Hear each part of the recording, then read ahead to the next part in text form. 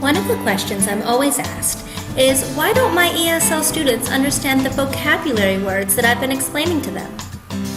The first thing that I ask teachers who are asking me this is, well, have they experienced the vocabulary word with all of their senses? Have they seen it?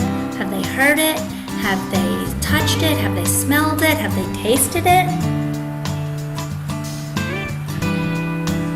Although students don't actually need to taste every vocabulary word, the more experience they have with a word or a concept, the more they're going to understand it, the more they're going to connect it to their home language.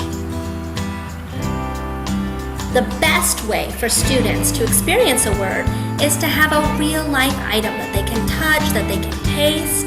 For example, if we had the word wrench, looking at this picture of a wrench doesn't give you the same sensory input as the feel and the smell of cold metal in your hand. So you might be asking, well, what if I don't have that item to share? A lot of items you won't have.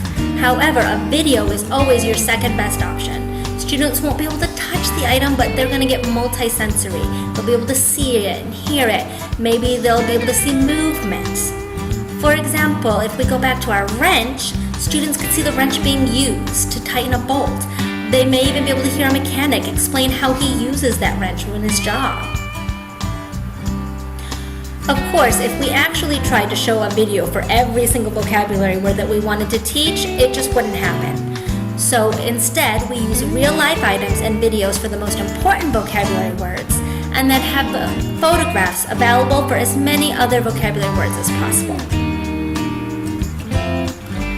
And as you're probably thinking, video is so helpful for your students to learn from. It's also helpful for them to then take that and create videos. And if they're creating videos, those videos can be used later as another teaching tool. I hope this was helpful for you, and please feel free to visit me at www.rockiesredresources.com. Created using Powtoon.